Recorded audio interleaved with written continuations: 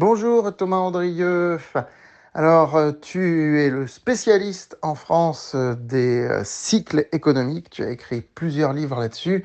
Et maintenant, tu t'intéresses à l'application des cycles économiques à la bourse et au marché financier, comme on peut le voir dans ton dernier livre publié dans les guides de francebourse.com, à savoir Cycle et fractal pour investir en bourse. Bonjour Jean-David, merci pour ton invitation. Alors, je voudrais te poser deux, trois petites questions pour la chaîne YouTube francebourse.com que je demande à nos auditeurs de liker, à laquelle je demande de s'inscrire. Et pour ceux qui ne connaissent pas France Bourse, inscrivez-vous aussi sur francebourse.com qui est en activité depuis 22 ans pour vous conseiller au quotidien. Alors, cher Thomas, nous arrivons à la fin de l'année. Donc, tu parles dans ton livre justement qu'il y a des périodes où les marchés vont mieux que d'autres. Nous avons passé le mois d'octobre, donc là, normalement, à la fin de l'année, tu es d'accord? En principe, c'est plutôt une bonne période, une fast période. On devrait avoir un rallye de fin d'année. Alors effectivement, en général, historiquement, pour les partisans de la saisonnalité, on a cette claire surperformance des marchés, ce qu'on appelle le rallye de fin d'année, qui commence parfois fin octobre, mais en tout cas en novembre, jusque souvent en mai. Or, cette année, il faut voir que sur les États-Unis, on est sur une année qui, si on compare historiquement par rapport à cette saisonnalité, est exceptionnellement haussière. Ce qui permet, on va dire, de remettre le doute sur la validité d'un potentiel rallye haussier. En tout cas, aux États-Unis, la tendance reste bonne, donc on peut l'espérer, mais en tout cas, évidemment, ce n'est pas le seul critère à regarder. Il y a les élections américaines qui sont là et beaucoup d'événements très importants. Il faut savoir que ce phénomène se combine aux élections américaines et que, en général, les élections américaines sont très haussières pour les marchés. Et ce qui effectivement s'est confirmé cette année. Euh, Pour ce qui concerne vraiment la fin d'année, pour le CAC 40 typiquement, c'est beaucoup plus difficile à dire, puisque là, la situation politique pèse beaucoup plus, hein. Le CAC 40 fait du surplace sur l'année, alors que le S&P 500 monte de plus de 20%.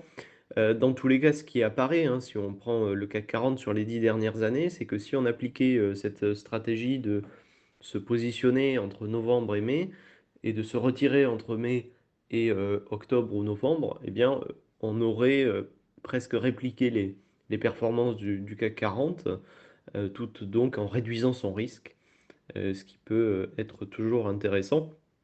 Pour cette fin d'année, les marchés, je pense, ne sont pas encore dans une euphorie, donc il y a peut-être encore ce potentiel d'optimisme qui est là. Cependant, on a quand même bien monté par rapport à octobre 2022, c'est-à-dire ça fait 2 ans qu'on est dans un marché haussier, et maintenant on attend euh, dans les prochains mois de voir ce qu'il en sera de j'allais dire, de la vague finale. Est-ce que tu penses qu'on a fini un cycle haussier sur les indices boursiers? Est-ce que tu penses que l'élection américaine et ce qui va s'en suivre, les baisses de taux, etc., vont marquer la fin d'un cycle haussier, en particulier aux États-Unis, sur les marchés financiers? Alors, est-ce qu'on a rompu une dynamique haussière importante? Effectivement, il faut garder à l'esprit que on est engagé, pour la France, pour le CAC 40 en tout cas, dans une dynamique haussière assez importante depuis octobre 2022. Et que à l'époque, le rebond des indices était, on peut le dire, assez prévisible en ce sens qu'il était tout à fait cyclique, que la baisse des marchés à l'époque avait notamment été soutenue par la hausse des taux directeurs, etc. Euh, Ce qu'il faut remarquer, notamment en France depuis les déboires politiques, c'est que cette dynamique haussière se réduit, s'affaiblit, et s'affaiblit de manière assez importante. Donc, on a eu 2 années, 1 an et demi, 2 ans de hausse assez marquée du CAC 40, aux États-Unis également. En France, cette dynamique, elle a surtout été soutenue par quelques valeurs, mais les valeurs du luxe, par exemple, qui habituellement menaient le CAC 40 à la hausse, n'ont pas tenu, ce qui est aussi un indicateur des forces qui soutiennent le cycle actuel. Euh, et dans ce contexte-là, donc on peut tout à fait raisonnablement penser que la dynamique haussière s'est rompue, en tout cas ce qu'on a eu ces 2 dernières années sur le CAC 40, quelque chose s'est rompu. Ce qu'il faut absolument préserver, c'est la tendance qu'on a engagée depuis le Covid. Autrement dit, ce qu'il faut préserver, c'est pas de récession. Mais ça, c'est une autre question, et je pense que d'ici les prochaines années, on commencera à se la poser de manière un peu plus sérieuse. Mais le fait est que, euh, effectivement, sur les indices boursiers, qui sont devenus plus chers en 2 ans, parfois beaucoup plus chers, c'est plus difficile de se positionner aujourd'hui. Et en termes de cycle économique, c'est difficile d'imaginer une forte poussée de la croissance aujourd'hui, contrairement à ce qu'on a eu euh, après le Covid. Donc, on arrive peut-être effectivement à la fin de quelque chose. Et dans ce cas-là, quand on parle de cycles, c'est des cycles de combien de temps? Est-ce que là, on est sur des cycles courts, sur des cycles moyens ou sur des cycles longs? Si on dit, voilà, les marchés ont terminé un cycle haussier ou s'apprêtent à terminer un cycle haussier, il s'agit de quoi? Il s'agit de que derrière, on va avoir une correction genre 6 mois, genre 1 an, genre 2 ans, 3 ans, genre on va végéter pendant 8 ans. Est-ce qu'on parle voilà, de court terme, moyen terme ou long terme? Ça, c'est important de le préciser, je pense, à nos auditeurs. Alors, très très très bonne question, Jean-David. Effectivement, quand on mesure, et d'ailleurs, ce sont des cycles qui sont utilisés depuis les cycles référentiels de la bourse, qui sont utilisés depuis plus d'un siècle, j'allais dire 150 ans. Euh, et effectivement, on parle en général en premier des cycles qu'on appelle de Kitchin. Ce sont les cycles courts de l'économie et on pourrait dire les cycles longs de la bourse. Et ces cycles, ils ont été notamment l'objet du travail de Kitchin en 1923, mais la légende, ou un fait historique, selon comment on le prend, raconte qu'ils étaient utilisés avant la Première Guerre mondiale, déjà à New York, à l'époque à Wall Street. Donc ça, c'est intéressant. Et ces cycles, ils sont toujours actifs, hein. On les mesure mathématiquement, on les observe graphiquement, et effectivement, quand on teste historiquement des stratégies sur ces cycles, elles sont significatives, et j'allais dire parfois extraordinaires. Par exemple, depuis la création du CAC 40, donc en 1987, 80% des sommets majeurs du CAC 40 ont été des sommets du cycle de Kitchin. Et ça, c'est une donnée cruciale, parce que les 20% de sommets majeurs du CAC 40, de sommets majeurs du cycle de Kitchin qui n'ont pas été des sommets sur le CAC 40, ont mené à des crashs par la suite, donc un ajustement du cycle long plus important. Et effectivement, en appliquant une simple stratégie sur le CAC 40, hein, sans dévoiler donc de stratégie trop complexe, hein, parce qu'on peut facilement complexifier la stratégie cyclique sur un indice, mais sur le CAC 40, ça se prête particulièrement bien à ce type de simplicité pour un investisseur lambda, c'est que en appliquant une stratégie sur ce cycle, on aurait jusqu'à doubler la performance du CAC 40 en diminuant le risque parfois de moitié. Donc clairement, une optimalité dans la gestion de portefeuille. Et quelle est la durée de ce cycle? Quelles sont la durée des cycles dominants? Donc ce cycle de Kitchin, il dure, si on le mesure aujourd'hui, 3 ans et demi, 3,6 ans si on a à faire des mathématiques. Donc 3 ans et demi à peu près. Sur les indices américains, on aura plutôt 2 tiers, voire 3 quarts de jambes de hausse et 1 tiers ou 1 quart de jambes de baisse. Sur le CAC 40, historiquement, c'est plutôt moitié-moitié. Euh, et au-delà du cycle de Kitchin, les cycles qui dominent la bourse en général, c'est évidemment par la suite les cycles de Juglar. Ce sont des cycles qui durent 7 à 10 ans. C'est des cycles dans le rythme de croissance. Et ceux qui nous écoutent doivent garder à l'esprit qu'en moyenne, on a une récession tous les 6 à 7 ans depuis la Seconde Guerre mondiale.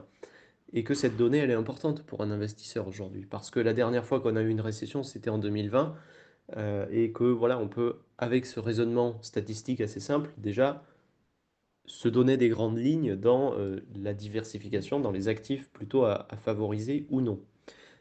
Et un dernier élément important, c'est ce que je mets en avant dans le livre, hein, en travaillant plusieurs années sur la question des cycles, sur la littérature économique, il y a un cycle qui n'a jamais été mis en avant et qui pourtant se vérifie, à mon sens, c'est ce que j'appelle le cycle de Frisch. C'est un cycle qui dure 2 ans, 2,2 ans à peu près, et qui, sur le CAC 40, montre de bons signes également. Donc voilà pour les cycles qui dominent la bourse. En général, quand on parle de cycle boursier, on va parler de ce cycle de Kitchin de 3 ans et demi, qui correspond au cycle économique court, qui est assez variable sur l'économie, mais qui est relativement prévisible sur la bourse. Et j'en reviens toujours à ce qui va intéresser beaucoup nos lecteurs de francebourse.com, les small caps. Les small caps, qui sur le très long terme, on le sait, surperforment largement les indices, mais qui sont en panne, en gros, depuis 2018, quand on voit bien. Alors là, le cycle, il dure, hein. Il dure, il dure. Est-ce que justement, si les marchés globalement arrivent à la fin d'un cycle, ça pourrait être, d'après toi, on parle au conditionnel, un renouveau pour les small caps pour quelques années? Effectivement, les small caps, c'est très intéressant aussi, puisqu'elles sont, de la même manière, très sensibles, pour ne pas dire parfois plus sensibles, au cycle de Kitchin. Ce que j'entends par là, c'est que quand on regarde les small caps de manière générale, le dernier sommet sur les small caps, ça a été 2018, puis 2021-2022, et qu'en regardant simplement ces données, on s'aperçoit que les small caps amplifient le cycle économique ou réciproquement sont un signal de la force du cycle économique. On est dans un cycle haussier très particulier qui est mené d'une manière, j'allais presque dire historiquement inédite, par quelques valeurs à la hausse. On pense à Nvidia, on pense aux 7 magnifiques, etc. Ces valeurs qui ne semblent jamais s'arrêter. Et à côté de ça, effectivement, on a des valeurs qui, on pourrait le dire, sont complètement délaissées. La réalité, c'est que la technologie poursuit ses tendances à la monopolisation, hein, mais que pour les small caps, la vague actuelle du cycle n'est pas vraiment une vague qui va se jouer sur les volumes dans l'économie, etc. Par exemple, si on regarde sur l'automobile, les immatriculations neuves sont au plus bas niveau depuis 2022. Donc effectivement, on est sur une inflation qui a ralenti, sur une croissance qui se maintient, mais qui, en tout cas en Europe, n'est pas démentielle. Et donc c'est pour ça aussi que les small caps ont du mal à rebondir.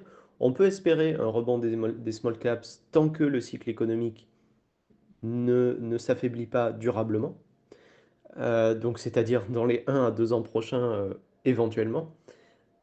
Mais c'est mal parti déjà, en ce sens que on reste sur une situation économique qui est plutôt incertaine pour des raisons qu'on connaît, beaucoup plus incertaine et volatile que ce ne l'était la décennie dernière. Euh, et donc c'est tout ça qui, on peut dire, bloque les small caps dans le cycle actuel. Je pense que, encore une fois, les small caps performent en général bien au sommet du cycle économique ou proche du cycle économique. Donc on pourrait dire maintenant ou jamais si on fait, si on s'aventure un peu.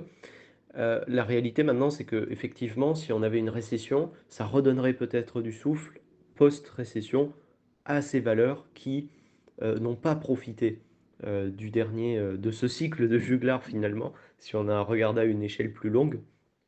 Et donc, effectivement, la patience, on pourrait dire, sur certaines valeurs. Dans le très long terme, ce sont des valeurs qui surperforment les big caps, hein, mais il y a ce phénomène, surtout en Europe, parce qu'on a plus d'incertitudes, parce qu'on a moins de dynamisme, parce que la croissance ne se joue pas tellement sur les volumes, eh bien, on a ce problème effectivement de sous-performance, si on peut dire, des small caps, mais qui, ne désespérons pas sur certaines valeurs, pourra toujours montrer des signes d'amélioration rapidement.